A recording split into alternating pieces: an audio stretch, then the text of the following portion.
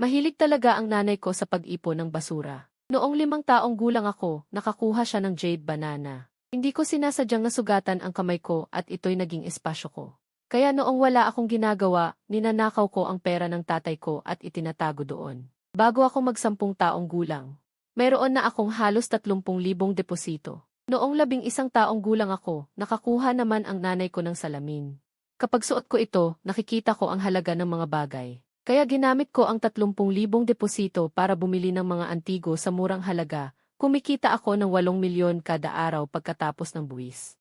Hanggang sa maging 18 taong gulang ako, tahimik akong naging bilyonaryo. Pagkatapos ng college entrance exam, handang-handa na akong magsabi ng totoo, titigil na sa pagpapanggap. Pero pagdating ko sa pintuan ng bahay, nasalubong ko ang tatay ko kasama ang kanyang kabit, na pinipilit ang nanay ko na umalis ng walang dala. Wang Xiuying, dali-daliin mong ayusin ang mga gamit mo at umalis ka na, huwag mong sakupin ang lugar. Galit na galit ang nanay ko. Handang makipag-away hanggang dulo sa tatay ko. Kalapit na niyang magsalita, sumugod ako at tinakpan ang bibig niya. Ma, hindi ka nag-iisip ng maayos. Sa tatay kong iyan, ang liit-liit ng pera niya, hindi mo na dapat pag-awayan. Nang makita niyang ako ang tumakip sa bibig niya, biglang bumuhos ang luha ng nanay ko. Ang tingin niya ay puno ng halo-halong emosyon. Galit, lungkot, at higit sa lahat, sama ng loob na parang nag-alaga siya ng walang utang na loob. Pero talagang mali iyon. Hindi naman sa pabor ako sa tatay ko, kundi sa ayaw ko lang sa pera niya. Ang nanay ko ay may maliit na kumpanya. Taunang kita ay 2 milyon lang. Sa halagang iyan, sa mga kumpanyang ininvestan ko. Alin ba doon ang hindi ko kayang kitain sa isang araw? Ang pag-aksaya ng oras para makipagtalo sa kanya ay hindi sulit. Ang gusto ko lang ay sabihin sa nanay ko na sumama sa akin sa kwarto, para ipakita sa kanya ang higit sa 100 milyon sa bank account ko. Biglang pumasok ang tatay ko. Ngayon manahimik ka na. Wang Xiuying, tingnan mo kung gaano ka kabigong babae. Bata ka pa pero hindi ka marunong mag-ayos, mas matanda ka pa sa mga kaedad mo. Pati ang anak mong inalagaan mo. Alam niyang magdidiborsyo kayo at wala kang makukuhang pera, pero pabor pa rin siya sa akin. Sabihin mo para sa mga tulad mo. May dahilan pa ba para mabuhay? Mas mabuting mamatay ka na lang. Itinayo niya ang kanyang tiyan na parang buntis ng 10 buwan. Nakangiti ang labi, mapang-asar ang tingin. Ang itsura niyang iyon na nakakagalit ay nagpaapoy ng dugo ko. Malapit na akong magsalita, nang biglang dumapo sa akin ang kanyang mapang-asar na tingin. Kahit tinulungan mo ako, anak, huwag mong asahan na sasamahan kita. Hindi ko rin sasagutin ang tuition mo sa kolehiyo. Ang pera ko ay para sa anak ni Kian sa kanyang tiyan. Kaya huwag mong isiping magpapasikat sa akin. Hindi ko iyon kailangan. Pagkatapos niyang sabihin iyon, nakita ko ang berdeng ilaw sa kanyang ulo. Tama, noong nakaraang linggo ay nakakuha ang nanay ko ng hindi kilalang pampalasa. Inagdag sa sabaw. Pagkatapos kong inumin, nakakakita na ako ng kulay sa ulo ng bawat tao. Ang lila ay nangangahulugang magkakaroon ng swerte ang tao, yayaman. Ang pula ay nangangahulugang magkakaroon ng sakuna, malas. Ang pink ay nangangahulugang darating ang tamang relasyon, pag-ibig. At ang berde ay nangangahulugang may sunggab, niloloko. Tumigil ang tingin ko sa babaeng nasa tabi ng tatay ko, si Kian. Malaki ang dibdib, maliit ang baywang. Talagang maganda. Siya pala ang kabit ng tatay ko. Tumingin naman ako sa kanyang tiyan. Bilog at puno, matingkad na pula, sa kuna. Hindi mananatili ang bata. Nang makita niya ang tingin ko, nanginginig si Kian. Parang mahina at parang siksisi na may sakit sa puso, napahiga sa braso ng tatay ko. Kuya, natatakot ako. Ang anak mo ay ganito tumingin sa akin, sobrang takot talaga ako. Wala akong pakialam. Sabi mo magiging bayani ka para sa akin, dapat mo akong protektahan. Naramdaman ng tatay ko ang kanyang tiwala, kaya itinayo rin niya ang kanyang tiyan, parang isang bayani. Humarang sa harap niya at lalong nagalit sa akin. Wang Ziang, itigil mo ang tingin mo. Kung mahuli kita nagagawa ka ng masama sa aking Kian. Huwag mong sisihin kung hindi ko napakikitunguhan bilang anak. Nang marinig ng nanay ko na binantaan ako ng tatay ko. Sumugod siya sa kusina at kinuha ang rolling pin. Nagbago ang kulay ng mukha ng tatay ko, iningatan si Kian at mabilis na umatras sa pinto. Nang makita ko siyang parang bayani, lumamig ang puso ko. Noong nakaraan, kapag dumating ang mga pinagkakautangan, ang tatay ko ay parang pagong na nagtatago sa ilalim ng kama. Tuwing ang nanay ko ang lalabas na parang galit na galit para palayasin sila, saka lang pumasok ang mga tao sa bahay. Minsan, may isang pinagkakautangan na may masamang balak, ginahasa ang nanay ko. Ang tatay ko ay nakatakip ng tenga, nagkunwaring walang naririnig. Sumama ako sa kanya sa labas, pero tiningnan niya ako ng masama. Ikaw, bata ka. Tumigil ka sa pagsigaw. Kung maakit mo ang mga taong iyan dito, alam mo ang mangyayari. Sa kabutihang palad, dumating agad ang mga bodyguard na inupahan ko, kaya hindi nangyari ang masama. Simula noon, kinamuhian ko na ang tatay ko. Palagi kong pinapayuhan si nanay na makipaghiwalay, pero matigas ang ulo niya, lagi niyang iniisip na dapat akong bigyan ng kumpletong pamilya. O kaya, lagi niyang iniisip na makakabangon si tatay mula sa pagkakalugmok at totoo namang tama siya. Pagkalipas ng 1 taon, nasakyan ni tatay ang tamang pagkakataon, umunlad ang negosyo, nabayaran na ang mga utang. Ito ang dagdag na ginto at 20,000 piso na dote para sa iyo, bumuti na ang ating pamumuhay. Pero hindi pa rin tinanggal ni nanay ang ugali ng pangangalakal ng basura, takot lang na hamakin siya ni tatay, kaya madalas sa gabi siya nagsusuot ng maskara at palihim na nangunguha. Isang araw, naiihi ako, nakita ko siyang lumabas ng dahan-dahan, makalipas ang kalahating oras. Bumalik siyang may dalang maraming supot, kinaumagahan, may karagdagang salamin sa aking mesa. Akala ko ordinaryong salamin lang, ngunit nang isuot ko ay nakita ko ang halaga ng mga bagay. Pagkalipas ng 1 buwan, dahil sa kahirapan ng kumpanya, binawasan ni tatay ang sustento ni nanay, natatakot akong bumalik sa dating sitwasyon. Dala ang salamin, pumunta ako sa lansangan ng mga antigo para manghuli ng mga mura. Unang beses, bumili ako ng 5,000 piso ng isang bagay na hindi na maibabalik. Ibinenta ko ito ng 30,000 piso. Simula noon, madalas akong mag-isip ng paraan para tumakas sa klase at manghuli ng mga mura. Sa loob lamang ng 1 buwan, kumita ako ng 20 milyong piso at nakilala ko ang boss ng lansangan ng mga antigo. Magaling na bata, maging apo ka na lang sa akin, ito na ang 18. Ang mga gustong maging ama ko, pila pa. Minsan ko ring sinubukan na ipakilala siya kay nanay ng palihim. Nanay, may kilala akong ilang matatandang maaasahan, maganda ang pagkatao, mayaman ang pamilya. Kung gusto mo, ipapakilala ko sila sa iyo ng tahimik. Sa buong buhay ko, si tatay lang ang tatanggapin ko. Huwag kang mag-alala, nanay, kaya talaga akong kumita ng pera. Malaking pera, sa tingin ko sobra ka na sa pagbabasa ng mga nobela tungkol sa mayayaman, nabobobo ka na. Buong araw ka nag-iisip ng mga walang kabuluhan. Gusto kong ipakita sa kanya ang pera sa aking espasyo. Pero si nanay ay nahumaling sa pangangalakal ng basura, walang oras na ibinibigay sa akin, at saka hindi naman kulang ang pera sa bahay. Minsan lang akong magtapon ng pera, ang mga mamahaling bagay ay nasa labas ng basurahan na dadaanan ni nanay at doon na lang natapos. Ang lihim na ito, dahil sa pagkakataon, ay naitago hanggang matapos ang pagsusulit sa kolehiyo. Nagpa siya akong magsabi ng totoo. Sino ang makakapag-isip na nagloko si tatay? Talagang wala siyang swerte sa pera, isang mahirap na tao. Sumara ang pinto nang may malakas na tunog, umiyak ng husto si nanay. Sobrang naawa ako. Binuksan ko ang bank account at pinatay ang nakatagong numero, handang ipakita sa kanya. Ang 10 digitong deposito na kinaiinitan ng lahat. Ako, isang may bahay, paano ako makakakuha ng ganun? Kung totoong lalabas ako ng walang dala, hindi na ako makakatira dito, paano ako mabubuhay? Ipinakita ko ang matigas na braso ni nanay dahil sa pangangalakal ng basura, para maakit ang kanyang atensyon sa aking deposito. Pero narinig ko ang susunod niyang sinabi ng nagmamadali kung aalis ako dito. Hindi na ako makakapangalakal ng basura. Anong klaseng basurahan yan? Bakit puro pera ang nahuhukay? Sunod-sunod na pera. Anong basurahan yan? Pati di-bag. Valentino shoes, iPhone Pro Max isagidi, lahat nahuhukay. Anong basurahan yan? Ang mga bagay ay bago, hindi pa nagagamit. Nanay ni. Huwag mong sabihin sa akin na sa loob ng maraming taon, hindi ka naghiwalay dahil ayaw mong iwan ang basurahang ito. Anong ibig sabihin ng tingin mong iyan na may paghama? Alam mo ba di? Ang nanay mo, sa pamamagitan ng pangangalakal ng basura, ay bumili ng 2 villa sa pangalan mo. Ito ay magiging iyo lahat. Mula sa pinakaloob ng kanyang pantalon, inilabas niya ang nakakasilaw na herms. Mabilis na in-unlock ang orange na iPhone Pro Max, binuksan ang bank account. Ikaw, bastos na bata, tingnan mo, sa mga taong ito ng pangangalakal ng basurad. Nag-ipon ako ng 20 milyong piso, mas malaki pa kaysa sakitan ng kumpanya ng iyong ama. Ang lugar na ito, hindi ba ito isang paborableng lugar? Ikaw ba, nanay mo, ay magpapabaya sa iba? Ang bahay na ito, kahit maghiwalay kami, dapat kong makuha ito. Ang mga basurahang ito ay akin lang. Akala ko talaga ay hindi makalimot si nanay kay tatay. Hindi ko inaasahan na hindi niya kayang iwan ang basurahang ito. Nanay, kung mayaman ka naman, bakit araw-araw kang ganyan kapangit manamit? At ang mga kulubot sa mukha mo, bakit isang araw di? Bago pa matapos ang sinabi ko, tumakbo si nanay ng 100 metro papuntang banyo, pagkatapos ng tunog ng tubig. Tumakbo siya ulit ng 100 metro pabalik sa akin. Diyos ko, parang balat ng itlog na nabalatan ang balati. Ang ganda ng mukha, ang magagandang tampok, higit pa sa 5 kian-kian. Talagang pinili ng iyong ama ang linga at iniwan ang pakwan. Ako, ang iyong ina, 3 beses sa isang linggo pumupunta sa beauty salon.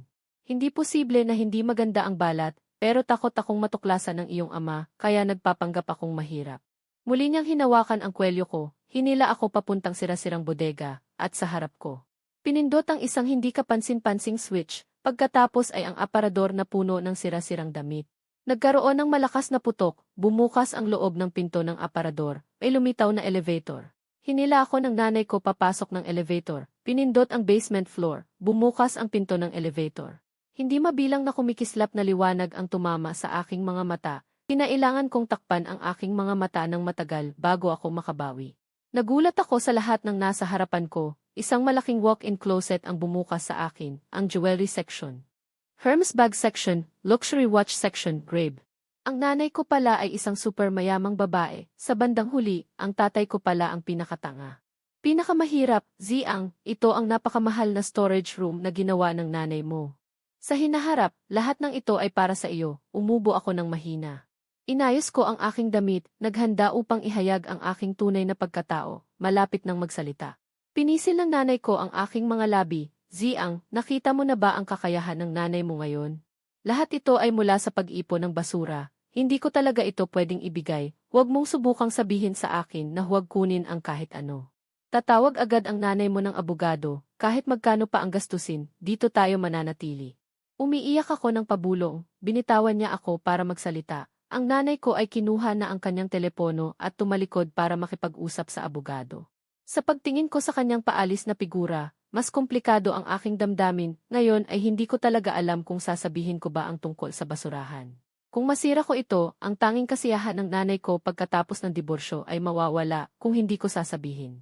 Ang sikreto kong pagiging mayaman ay kailangan ko pang itago ng mas matagal, pag-iisip ng pabalik-balik. Napagpasyahan ko pa ring sirain ang tanging kasiyahan ng nanay ko, papuntahin siya sa aking kumpanya sa hinaharap, 50 taong gulang ay edad para makipagsapalaran. Ngunit nang umakyat ako sa itaas, wala na siya roon, dumating ang bagong mensahe sa telepono. Ziang, nasa kamay ng nanay mo ang ebidensya ng pagtataksil ng tatay mo, huwag kang mag-alala. Ang bahay na ito, tiyak na mananatili sa nanay mo, naisip ng nanay mo, ikaw ay likas na bobo. Sa college entrance exam, malamang ay pumasa ka lang sa vocational, walang malaking kinabukasan kapag nakuha na ng nanay mo ang bahay. Sa gabi, sasama ka sa nanay mo sa pag-ipon ng basura. Sa hinaharap, ikaw ay kikita sa pamamagitan ng pag-ipon ng basura. Magpahinga na lang. Ito ang lahat ng kagamitan na kailangan sa pag-ipon ng basura. Abala ngayon ang nanay mo sa pakikipag-usap sa abogado. Bilhin mo ito.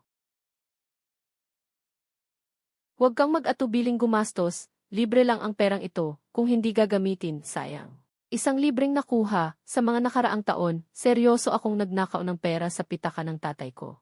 Seryoso akong lumiliban sa klase para mangolekta ng mga naiwan, seryosong nakikipag-ugnayan, nagtatrabaho ng husto para kumita. Kailangan ko pang pagsikapang ilagay ang pera at luxury items sa basurahan para kunin ng iba. Tuwing gabi, kailangan ko pang bantayan hanggang sa makolekta niya ito bago ako umuwi para magpahinga, ang resulta ay bato-bato sa langit, ang tamaan huwag magalit, napapikit ako ng may galit, ngunit tahimik kong tinanggap ang notebook. Ay para sa akin, nagpadala muli ang nanay ko ng gabay sa pag-ipon ng basura. Halimbawa, aling basurahan ang mukhang may mamahaling bagay, aling basurahan ang puno ng electronic products. Aling basurahan ang may Hermes bag, muli akong napapikit ng may galit at tinanggap ang file, pagkatapos ay humanap ng koneksyon. Tinawagan ko ang kliyente ng kumpanya ng tatay ko, sa totoo lang, lahat ng gulo na ito ay ginawa niya. Kailangan niyang managot para dito, Jimmy Chen, basta kanselahin mo ang kontrata. Babayaran ko ng buo ang penalty, at bibigyan pa kita ng karagdagang 1% diskwento, Jimmy Wang. Tiyak na gagawin ko ang sinabi mo, ibinaba ko ang telepono, gumaan ang pakiramdam ko. Kinabukasan, pumunta ako sa kumpanya ng tatay ko para manood ng kaguluhan, Jimmy Chen. Niloloko mo ba ako? Malapit nang ilunsad ang produkto, sa oras na ito ay sisira ng kontrata. Alam mo ba kung gaano karaming problema ang idudulot mo sa amin? Kung sisira ka ng kontrata, Kailangan mong magbayad ng 2 milyon at saka, tama na. Hindi ba pera lang iyan? Babayaran ko na lang, binayaran niya ang pera para matanggal ang gulo. Ang tatay ko ay galit na naghahagis ng mga bagay sa opisina, imbestigahan para sa akin. Kung sino ang gumawa nito, nakita ko ang nararapat na parusa sa kanya, nasisiyahan akong umalis. Umuwi ka at sabihin sa nanay mo, huwag niyang asahan na makuha ang bahay na iyon, hindi ako magbibigay ng kahit 1 sentimo sa kanya. Hindi ko sasabihin ang salitang iyon para sa iyo, at pinapayuhan kita, ibigay mo ng maayos ang bahay sa nanay ko. Kung hindi, ano ang gusto mong gawin? Ako ang tatay mo, gagawin mo ba akong walang galang? Ziang. Kahit hiwalayan niya ang nanay mo, tatay mo pa rin siya, hindi ka pwedeng maging isang anak na walang utang na loob. Matanda ka na, dapat may kakayahan kang makilala ang tama at mali, hindi. Sa loob ng 3 araw, kung hindi mo pipirmahan ang kasunduan sa diborsyo, at hindi mo ibibigay ang bahay na iyon sa aking ina, gagarantiyahan kong babagsak ang maliit mong kumpanyang sira. Baliw ka. Tamad akong makipag-away sa kanya. Kung totoo ba o hindi, malalaman niya agad. Di ba? Sa araw na ito, ang aking ina ay nagtuturo sa akin ng mga teknik sa pagpulot ng basura. Ang aking ama ay galit na kumakatok na. Sa pintuan na pinalitan na ang password. Binuksan ko ang electronic lock. Huwag kang magsalita ng mga walang kwenta. Wala akong maraming oras para makinig. Sabihin mo lang, pumapayag ka ba sa mga kondisyong iminungkahi ko dati? Ang mukha ng aking ama dahil sa pagkainis ay biglang naging kulay atay ng baboy. Biglang tumahimik ang hangin. Sa oras na akala ko ay bumagsak ang usapan at nagpa siya akong magdagdag ng apoy, narinig ko ang boses ng aking ama na naggangalit ang ngipin. Sige, iiwan ko ang bahay na ito sa inyo. Pipirmahan natin ang kasunduan sa diborsyo ngayon. Pinagawa ko ang aking ina ng kasunduan sa diborsyo. Pumunta ako upang buksan ang pinto. Bahagya ko lang itong binuksan. Bigla siyang gumamit ng lakas, halos sumayad ang palad sa mukha ko. Nang nakita akong perpektong umiwas, galit na galit siya, inangat ang baseball bat sa pintuan at pinalo ako. Tatay, dahil sa aming dugo, hindi ko agad binagsak ang iyong kumpanya. Kung maglalakas loob kang saktan ako, ginagarantiyahan kong hindi ka na magtatagal sa industriyang ito. Ilang beses niyang itinaas at ibinaba ang bat, sa huli ay itinapon niya ito sa lupa. Ziang, sino ka ba talaga? Bakit silang lahat ay sumusunod sa iyo? Ngayon, tiyak na hindi ko siya masasabi. Paano kung malaman niyang sobrang yaman ko at atrasan ang diborsyo? Pagkalipas ng 1 buwan, malalaman mo. Iyon ay magkakaroon ng isang malaking subasta sa auction chamber. Lahat ng may katayuan ay dadalo. Sakto, maaari kong isama ang aking ina upang lumitaw at pahiyain sila, at sa daan ay maghanap ng mabuti para sa sarili ko. Ikaw ang Xiuying, matagal ka nang nangalunya, pinapunta mo ang ibang lalaki para harapin ako. Ngunit hindi ako makikipag-away sa iyo. Isang bahay lang naman iyon, ibibigay ko sa iyo. Pumirma siya ng pinakamabilis, umalis ng galit na galit. Hindi ko naman intensyon na itulak siya sa hukay. Kung tutuusin, ang aking unang malaking pera ay galing sa kanya, may koneksyon ng sanhi at bunga. Kalimutan na ang nakaraan. Ayusin mo sa akin ang 1 buwang graduation trip. Ngunit bago pa matapos ang aking sinasabi, pumasok ang aking ina. Tara, sumama ka sa akin sa pagpulot ng basura. Inay, ngayon ay dadalhin kita sa praktikal. Ibibigay ko sa iyo ang pinakamahusay at pinakamahal na basura. Inay, gusto mo bang tumaya sa akin? Taya ko na wala akong mapupulot na magandang basura ngayong gabi. Kung manalo ako, sasang-ayon ka sa isang kahilingan ko. It said, paano kung matalo ka? Kung gayon, sa summer break ay hindi ako lalabas para maglaro, sasama ako sa iyo para matutong pumulot ng basura. Alainan, maganda iyan. Ang iyong ina ay may tagapagmana na para sa aking negosyo. Ano pang hinihintay? Umalis na tayo ngayon. Mabilis siyang nauna. Ngayong gabi, sinadya kong walang naglagay ng mamahaling bagay o pera sa mga basurahan. Hindi ako maniniwala. Natulala ako. Ang aking ina ay mabilis na pumunta sa unang basurahan. Inabot niya ang kanang kamay sa loob at naglabas ng isang kumikinang na jade pendant mula sa hesyan na tila hindi mabibili. At mayroon ding isang babae na walang malay na napakalungkot, ngunit puno ng sugat ang katawan. Ziang, iligtas ang dalaga. Matanda ka na rin. Dapat kang mag-ibigan. Bahala ka na sa bagay na ito. Matagal akong nakabawi. Saka ko tinanggap at pinahanap ang isang magandang ospital sa aking assistant. Pagkadala ko ng babae sa emergency room, may lumabas na balita sa telepono. Anak ng pinakamayaman sa Hong Kong City, nakidnap noong Lunes, may malaking gantimpala para sa paghahanap sa kanya. Kumibot ang kanang mata ko. Mabuti, napakabuti. Ang babaeng pinulot ng aking ina mula sa basurahan ay halos parehong-pareho. Mabilis kong ipinasa ang balita sa aking ina. Inay, huwag ka nang mamulot ng basura pagkatapos nito. Malaking problema ito. Mula Hong Kong City hanggang Shanghai, napakalayong distansya. Paano siya nakarating dito? Kung sasabihin kong pinulot siya ng aking ina sa basurahan, maniniwala ba sila? Wala iyan, maliit na bagay. Ang hamon ay nangangahulugan ng pagkakataon. Bata ka pa. Hindi mo alam na ang mabubuting babae ay hindi palaging nasa merkado. Kailangan mong unahan. Inaakala ng iyong ina na maganda ang itsura ng babaeng ito. Ito ang iyong tunay na kapalaran. Magkasundo kayo. Ziang. Matanda na ako, maghahanda akong maglakbay. Ikaw na ang bahala sa bagay na ito. Nang magpadala ako ng mensahe muli, natuklasan kong ni-block ako ng aking ina at tumakas. Tunay na aking ina. Pag may problema, ibinibigay sa akin. Kapag nagising siya, bigyan mo siya ng pera. Hayaan siyang umuwi ng mag-isa. Huwag na akong makialam sa mga alitan ng kanilang pamilya. Ngunit nang magising siya, narinig ko ang sinabi ng doktor at natulala ako. Sinasabi mo bang, natamaan ang kanyang ulo at nawala ng alaala? Kailan siya makakabawi? Umiling ang doktor na hindi alam ang oras. Bumagsak ako sa upuan at naupo na lang. Tapos na ang lahat. Ang salarin na nasa kama ay patuloy pa rin kumukurap sa akin. Kuya, gutom na ako. Tiningnan ko ang babaeng 4 na taong mas matanda sa akin na nagmamaktol. Nangilabot ako. Ina ko, hindi na pwedeng basta-basta na lang mamulot ng basura. Pagkatapos kong pautusan ang assistant ko na bumili ng pagkain, mabilis akong nakipag-ugnayan sa numerong ibinigay ng balita at nagdagdag ng kontak.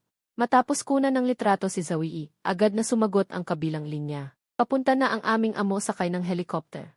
Inutusan ko silang gawin ang secret operation ng mabilis habang gumastos ako ng malaking halaga para kumuha ng seguridad. Kahit anong mangyari. Bago dumating si Ginoong Zhou, kailangang mabuhay ng ligtas si Zoe. Buti na lang. Bago dumating si Zhu Zongjun, normal ang lahat. Salamat sa pagligtas sa aking anak. Kahit anong hilingin mo para sa iyong kabutihan. Hanggat kaya ko, gagawin ko. Hindi na kailangan. Ang mahalaga ay ligtas ang tao. Wala akong kakulangan. Kuya, hindi mo ba ako gusto? Hindi na ba ako ang pinakamamahal mo?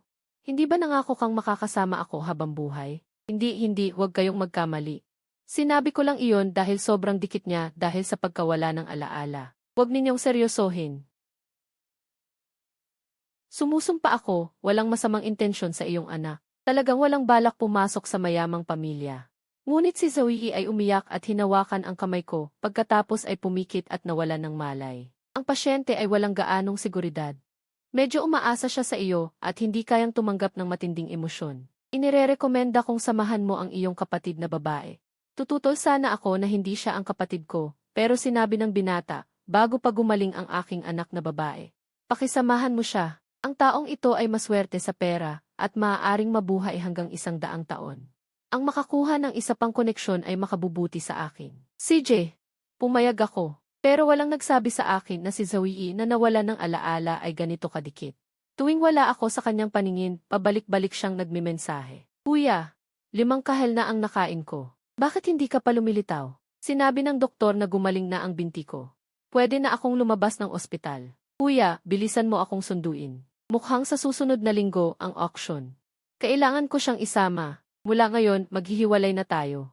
Hindi na magkikita. Hapon ay nagkita kami sa harap ng auction house. Nakita ko ang batang si Zoe.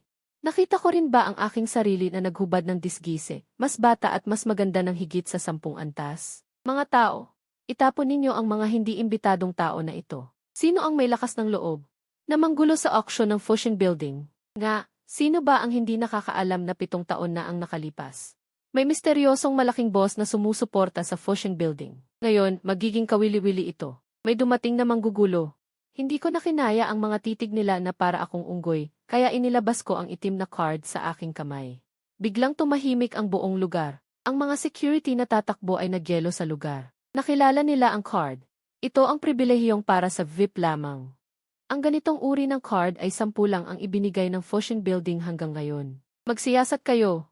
Ano ba talaga ang pinagmulan ng 3 ito? Bingi ba kayo? Bakit kayo natulala? Hindi ba ninyo sila dapat hulihin? O hahayaan ninyong makagulo ang mga walang kinalaman sa ating seguridad? Probinsyano, bakit mo ako sinasabihan? Ang pinakamataas na itim na card ng Fusion Building. Kahit dumating ang kanilang amo, yuyuko siya sa pagbati. Hindi mo lang ito nakilala. Gusto mo pa silang paalisin. Hindi ka ba probinsyano? Katatapos lang niyang magsalita. Ang hindi makapaniwalang tingin ng aking ama ay bumagsak sa amin. Paano nangyari iyon? Ang may-ari ng itim na card ay ang aking anak. Kakatapos lang niya ng college entrance exam, paano siya magiging FF ng Foshing Building? Tama, Old Wang. Malamang na napulot niya ang card na iyon. Bilis, ang mag-inang ito ay magnanakaw. Ninakaw nila ang gamit ng inyong panauhin. Hulihin ninyo sila agad at dalhin sa presinto. Kasinungalingan. Kung siya ay magnanakaw, bakit pinapayagan ng pinakamayamang tao ng Hong Kong ang kanyang anak na sumama sa kanila? Hindi pa natatapos ang pagsasalita, sabay-sabay silang tumingin kay Zhao Yi na nakatayo sa tabi ko. Ang laki pala ng kanyang pinagmulan. Miss Zhao, ang bata ay bata pa lang. Maraming pagkukulang sa pag-aalaga. Paano niya maaaring ingatan ang napakamahal na card? Hayaan ninyo akong mga siwa. Habang nagsasalita, ngumingiti siya at susubukang kunin ang itim na card sa aking kamay. Sino ba nagsabi na ang itim na card ay kay Zhu Tianyi? Natigilan ang ngiti ng tatay ko bago siya mag-umpisang mag-asta na parang nakatatanda. Hinila ko ang nanay ko at si Zhou Yi papasok sa room 1. Sinubukan niyang sumunod pero hinarang siya ng mga gwardya sa labas ng pinto. Ginoo, ang room 1 ay para sa mga importanteng bisita lamang. Hindi sapat ang antas ninyo. Huwag po kayong pilit pumasok, kung hindi, mapipilitan kaming paalisin kayo sa Foshing Building. Kuya, humanap muna tayo ng maupuan. Dito tayo pumunta para bumili ng jade, bodha na magpapala sa iyong anak.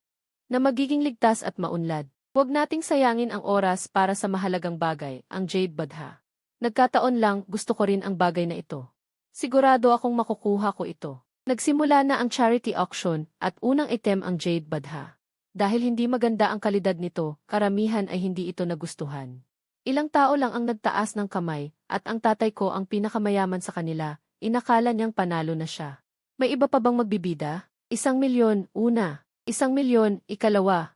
Ngunit sa sandaling babagsak na ang martilyo, biglang nagbago ang malaking screen sa buong paligid at sumigaw ang auctioneer. Nagbidang 3,000,000 ang room 1. May mas mataas pa ba? Namutla ang mukha ng tatay ko na parang kumain ng dumi.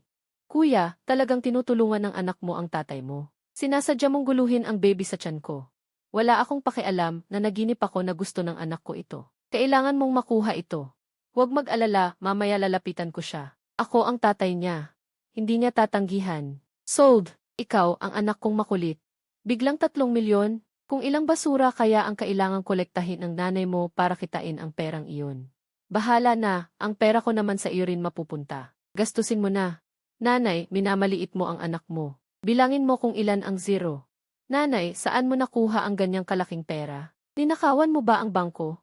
O galing ba ito sa pamilya ng babaeng iyon? Totoo ngang nagbigay ang pamilya Zhou. Pero tinanggihan ko. Ang laking utang na loob, paano ba bayaran ng pera lamang? E di lugi ako. Hulaan mo kung bakit nakapasok ang anak mo sa room 1. Hindi nga ako nagkamali sa anak ko. Akala ko dati tanga ka, pero pati nanay mo dinaya mo. Kailangan mo akong bayaran. Kulang ako ng 1 pares ng hikaw ngayon. Ngayon, kailangan mong bilhin ito para sa akin.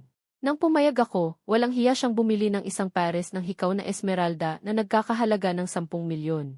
Nang lumabas ang 10,000,000, hindi na napakalma si Qian. Wang Dajun, baliw ka na ba? Magkano ba talaga ang binigay mo sa kanilang mag-ina sa diborsyo? 10,000,000 na bagay basta mo lang binili.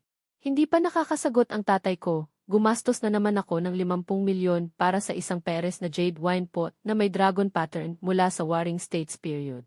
At 60,000,000 para sa 1 Qianlong heavy treasure ng Qing Dynasty. Ngayon hindi lang ang tatay ko ang nagulat, pati ang iba ay natulala. Para sa kanila, hindi nila kayang maglabas ng 100,000,000 na liquid funds ng ganoon kabilis, lalo na ang anak ng pinakamayaman. Na si Zhou Yi na wala pang kapangyarihan, kaya ang perang ito ay tiyak na galing sa ibang tao.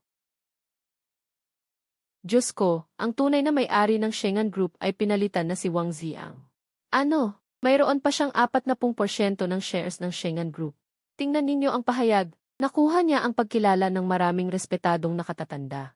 Diyos ko, kakatapos lang niya ng pagsusulit. Paano naging ganito kagaling ang batang ito? Hindi ito maaaring anak ko. Ramdam ko ang inggit ng mga tao sa kanilang tingin, walang kagalakan ang tatay ko. Pagsisisi lamang na pinalampas niya ang premyong 50,000,000. Hindi niya inakala na ang mga banta ko dati ay dahil ako mismo ay may hindi matatawarang network ng tao, hindi dahil sa nanay ko, na may ibang lalaking sumusuporta. Naghintay siya hanggang matapos ang auction, saka nagmamadaling pumunta sa pintuan ng A-room. Gustong makipag-ugnayan sa akin, pero may ibang mas mabilis kaysa sa kanya. Pumila sila para ibigay sa akin ang kanilang mga business card. Hindi siya makapasok. Nang lumabas ako, sinubukan niyang lumapit. Ngunit itinulak siya ng iba. Hindi niya inasahan at nahulog siya sa lupa, sa paanan ko. Iniangat ko siya. Wang Dajun, wala akong pakialam sa iyong reputasyon. Mas mabuting suriin mo ng mabuti kung ang bata sa tiyan ng iyong bagong babae ay talagang iyo. Gusto niyang sundan ang dati niyang ugali na pagalitan ako, ngunit nakita niya ang pagkabalisa sa mga mata ni Kian. Kaya tumahimik siya. Kung totoo ang sinasabi ko, di nag-aalaga siya ng anak ng ibang lalaki. Sa pag-iisip, hindi naman masama. Hinawakan niya si Kian at nagmamadaling pumunta para sa amniocentesis. Ewan ko kung anong ekspresyon ng mukha niya nung makita niya ang report na iyon. Gawin mo ang iyong gawain, sundan mo agad para manood ng magandang eksena, mamaya mag-video ako para mag-enjoy ka. Kakatingin ko lang sa kanya para mag-ingat, biglang nagsalita si Zoe na tahimik lang kanina, gusto mo bang pumunta ako para tumingin para sa iyo? Nakarecover ka na ba ng alaala? Salamat sa pagod mo sa panahong ito. Kumain tayo mamaya, parang pasasalamat, okay lang ba? Hindi ba kamakailan gusto ng kumpanya mo pumasok sa Hong Kong market? Kaya kong tumulong dito, kumain tayo habang nag-uusap. Hindi ba maganda? Sige, darating ako sa tamang oras. Ang tao, kahit anong bagay ay pwedeng mag-away, pero hindi sa pera. Masaya si Zoe umalis para hanapin ang nanay ko. Ako naman ay naiwan para makipag-ugnayan sa mga negosyanteng kailangan kong kilalanin. Ngayon ay ginugol ko ang 100 milyon. Para lang maakit ang atensyon ng mga negosyante, para maghanda sa aking paglabas mamaya, ang epektong ito. Tuwang-tuwa ako, natapos ko na ang ilang kasunduan, gabi na. Nagmadali akong tumawag ng taksi, pumunta sa restaurant, sa loob ng taksi nakatanggap ako ng video na ipinadala ng nanay ko. Para sa iyo iniwan ko ang asawa ko, binitawan ko ang anak, paano mo ako magagawang ganito? Kailangan ko pang alagaan ang batang ito, ikaw na matandang ilaw, matanda at mabaho, kung hindi dahil sa pera mo. Sa tingin mo ba gusto kitang samahan? Hoy, Ziang ah. Masaya si nanay, may nakasakay na iba sa tatay mo. Sabi mo ba kung bakit ang swerte ni nanay? Nag-alaga ka ng mabuting anak at sa sarili mong pagsisikap nakakuha ng maraming pera. Tigil na, tigil na. Ngayon hindi na ako nangunguha ng basura. Magtatapat na sana ako, pero huminto ang taksi sa harap ng restaurant. Sige na, kung gusto ni nanay mangolekta ng basura, mangolekta siya, at least mayroon akong sumasalo. Pagpasok sa restaurant, pag-upo ko, tahimik lang si Zoe, nakatingin lang sa akin. Kinilabutan ako, akala ko magtatapat siya na parang matandang baka kumakain ng batang damo, Ziang. Gusto ko laging magkaroon ng kapatid na lalaki, pwede mo ba akong ituring na ate? CJ, ang matandang karne ay hindi kasing bango ng sariwang isda, marami akong pera, hindi ako pwedeng itali ng isang babae. Habang nag-iisip ako na maswerte ako na may isa pang sumusuportang likuran, tumawag ang nanay ko.